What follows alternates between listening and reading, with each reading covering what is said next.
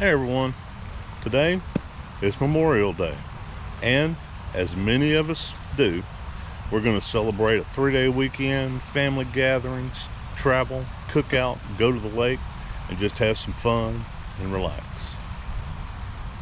Just yesterday, me and my family got together at my son Christopher's house and had a small crawfish bowl, had a real good time.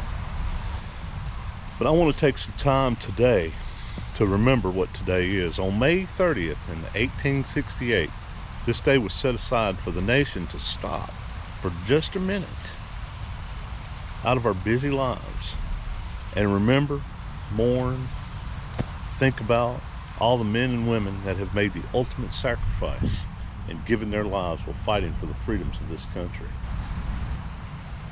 I served in the Louisiana Army National Guard for 37 years. I served with some great men and women. Most I still consider close friends. But along the way, we lose some of those people. And I'm going to take some time out of today to think about them and all that they sacrificed while serving and after serving this country. But right now, I want to take some time to remember and honor 3 individuals that left a lasting impression on me with their dedication to service. 2 of them lived on after their military service to serve in other ways. They stayed in the fight throughout their lives. I'm gonna drive over to a small little humble cemetery in Lilly, Louisiana. It's called Bethel Cemetery. This cemetery is where a memorial is laid for my Uncle Stanley, Captain Stanley D. Price. I pulled up to the gate of the cemetery, walked down this little road to the back of the cemetery like I've done 100 times before, but never with the thoughts of who was really laying at the end of that path.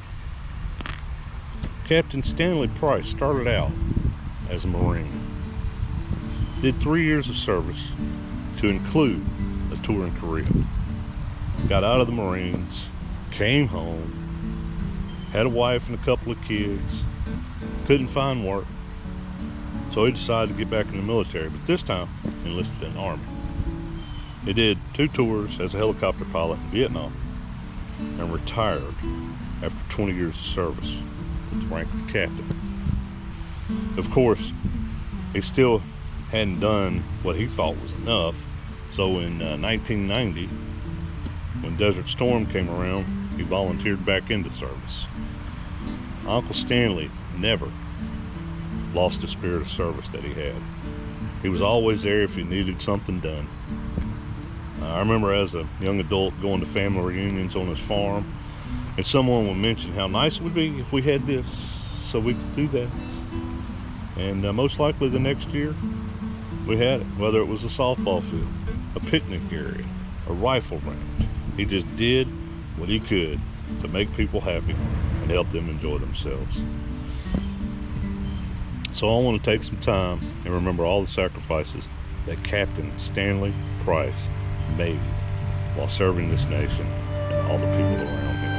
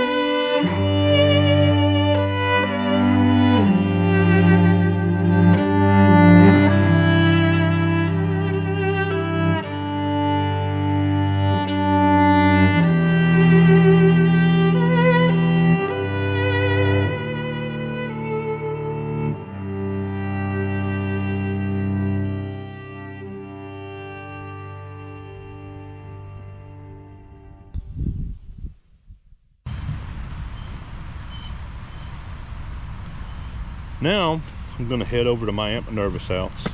She's put together some of my Uncle Raleigh's memorabilia from World War II, and she's agreed to tell us some about his time in service. Rollin Harry Cochran, World War II veteran. Raleigh was 17 years old, and his brothers were all in the service. And I do have a picture of them over there, all in their uniform. And Raleigh decided the best thing for him to do was stick around because all the girls was available. And he said, then he got to thinking he needed to be a war hero himself. So he went down, because he was 17, he had a job working for Willis Jeep, and he was deferred. He didn't have to go in. And because he was the last child in the family that wasn't in, he wasn't required to go. So, but he wanted to go in, so he went down to the draft board and told them he wanted to go, and would they please send a letter to his house saying that he had been drafted. And they did. He was at Omaha Beach on D-Day, June 6th, and he went in on June the 9th. And then when he went to Normandy Beach, in fact, Normandy Beach may have been where that was. I think it was Omaha though. And he went to Normandy Beach also, and his job really on Normandy Beach, because he was always on the A-line up in the front, because he worked on the tanks, and but he was on the in the A zone most of the time, because he was working on the things that were out there they couldn't bring back. He was at the Battle of the Bulge.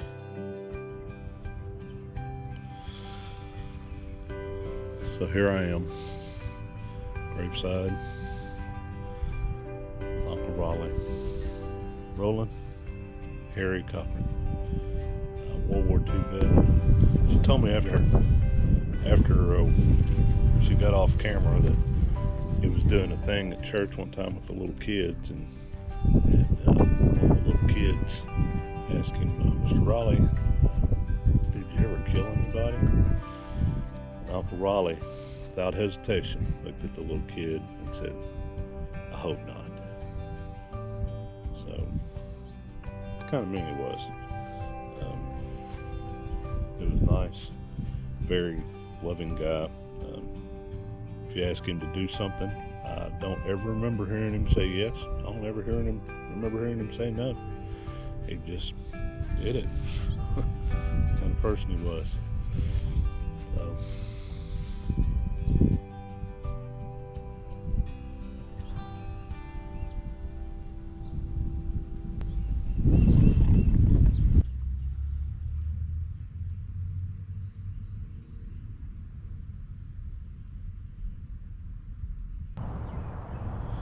So with it being Memorial Day, me and my son Christopher decided to come out here and visit the military section of a graveyard here in Shreveport, or where we live.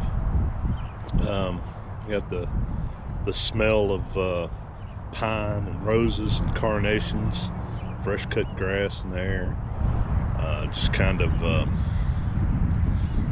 makes you think about all these people that are buried out here that have sacrificed their life to defend this country. That gave up the ultimate sacrifice. So this next young man, and I want to try and honor on this video, is Specialist Matthew Powell. Specialist Powell was a real good friend of Christopher's. They joined the military basically at the same time, right? Around April of 2008, they started the process together. And Matthew was a 88 Mike? 88 Mike. Matthew was an 88 Mike, which, if you don't know the military lingo, that is a truck driver.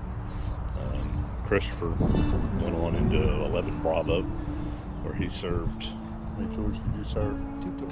Two tours in Iraq. 11 Bravos. 11 Bravos infantry. I think most people know that. But Matthew Powell, Matt, he went on to do his tour of duty in Afghanistan. And how long was he in?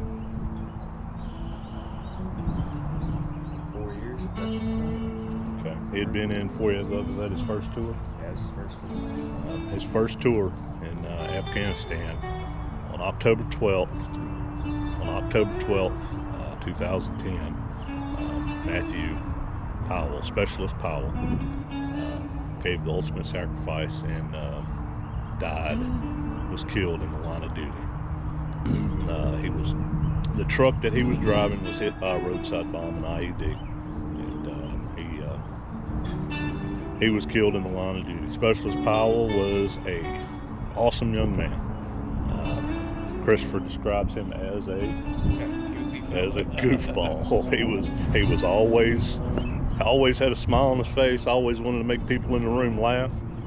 He was just a good dude. I remember when him and Christopher signed up, he was so proud that he was joining the Army. He was ready to go do his part. And I remember on weekends waking up on Saturday morning and Matthew would be asleep on my couch. And tell Matt, go home, Matt. He said, Mr. McCluskey, I'm already home. So I thought this was home. But he was a special guy. So we wanted to honor him today and mention him. These other two guys that I have mentioned on here, I believe that he deserves to be in the lineup with them because he was an amazing young man. And we want to thank him and for his sacrifice that he made, and especially to his loved friends and family, his loved ones that made the ultimate sacrifice and gave him up, and the fight that he was in.